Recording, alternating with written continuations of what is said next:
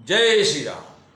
अतियारति सब पूछहि रानी, उतरु न आव बिकल भई बानी। सुनई न श्रवण नयन नहीं सूझा, कहाऊ कहानी पुते ते बूझा। सुमंत्र जी जब रनमाल से पहुंचते हैं तो अत्यंत आर्त होकर सभी रानियां पूछती हैं, पर सुमंत्र को कुछ उत्तर नहीं सूझता।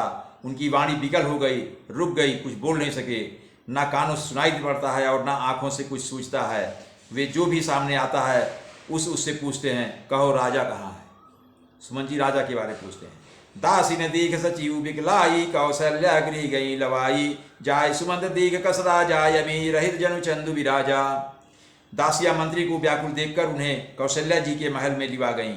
सुमंत्र ने जाकर वहां राजा को बैठे देखा और वो कैसे लग रहे थे मानो बिना अमृत का चंद्रमा हो। आसन शयन विभूषण हीना, परेउ भूमि तल निपट मलीना। ले सासु सोचे भांति, सुरपुर ते जनु खसे जाति। राजा दशरथ आसन शैया और आभूषण से रहित बिल्कुल मलिन अर्थात उदास होकर पृथ्वी पर पड़े हुए हैं। वे लंबी सांसें लेकर इस प्रकार सोच करते हैं मानो राजा ययाति स्वर्ग से गिरकर सोच कर रहे हों। लेत सोच भरि छिन छुन छाती, जनु जरि पंख परेउ संपाति। राम राम कह राम सनेही, पुनि कह राम लखन वैदेही। राजा क्षण क्षण में सोच से धरती भर लेते हैं, राजा क्षण क्षण में सोच से छाती भर लेते हैं। ऐसी विकल दशा है मानो गीधराज जटायु का भाई संपाति पंखों के जल जाने पर गिर पड़ा हो। राजा बार बार राम राम हा स्नेही प्यारे राम कहते हैं, फिर हा राम हा लक्ष्मण हा जानकी ऐसा कहने लगते हैं। देख सचिव जव जीव कही, कीन्हेउ दंड प्रणाम। सुनत उठे व्याकुल नृपति, कहु सुमंत्र कहूँ राम। मंत्री ने देखकर जय जीव, दशरथ को जय जीव कहकर संबोधित किया। मंत्री ने देखकर जय जीव कहकर दंडवत प्रणाम किया।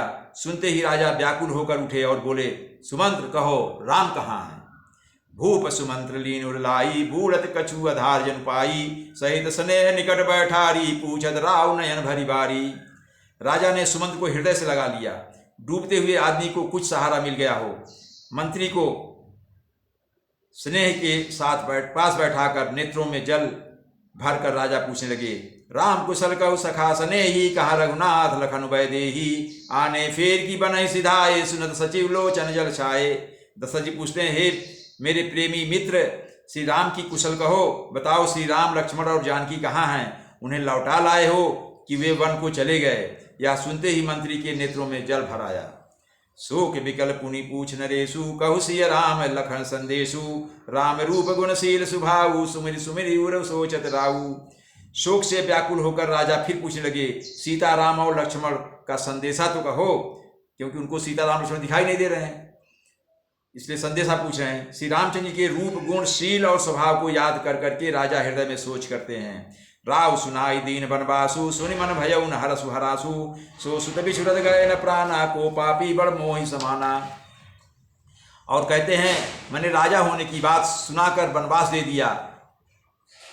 यह सुनकर भी जिस राम के मन में हर्ष और विषाद नहीं हुआ, ऐसे पुत्र के बिछोड़ने पर भी मेरे प्राण नहीं गए, तब मेरे समान बड़ा पापी कौन होगा, ऐसा दशरथ कह रहे हैं।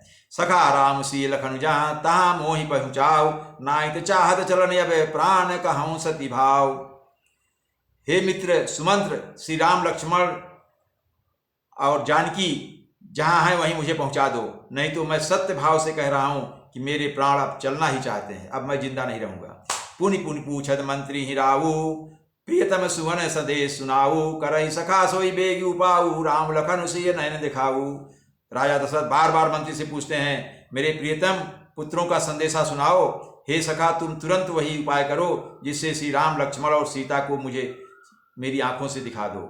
सचिव धीर धरी कहा मृदुवानी, महाराज तुम पंडित ज्ञानी। वीर सुधीर धुरंधर देवा, साधु समाज सदा तुम सेवा। मंत्री सुमंत्र धीरज धरकर कोमल वाणी से बोलते हैं, महाराज आप तो पंडित हैं, ज्ञानी हैं, धर्मज्ञ हैं। हे देव, आप सूरवीर तथा उत्तम धैर्यवान पुरुषों में श्रेष्ठ हैं। आपने सदा साधुओं के समाज का सेवन किया है। आपको क्या हम समझाएं। जन्म मरण सब दुख सुख भोगा, हानि लाभ प्रिय मिलन वियोगा। काल करम बसो इस गोसाई, बर बस रात दिवस की नाई। सुमंत्र आगे कहते हैं, जन्म मरण सुख दुख के भोग, हानि लाभ प्यारों का मिलना बिछुड़ना, ये सब हे स्वामी काल और कर्म के अधीन रात और दिन की तरह जबरदस्ती होते रहते हैं, अनायास होते रहते हैं। सुख हर्षई जड़ दुख बिलखाही, दो सम धीर धरई मन माही, धीरज धरो विवेक विचारी, छाड़िए सोच सकल हितकारी। और आगे सुमन जी कहते हैं मूर्ख लोग सुख में हर्षित होते हैं और दुख में रोते हैं, पर धीर पुरुष धैर्यवान पुरुष जो होते हैं वे अपने मन में दोनों को समान समझते हैं, चाहे दुख हो चाहे सुख।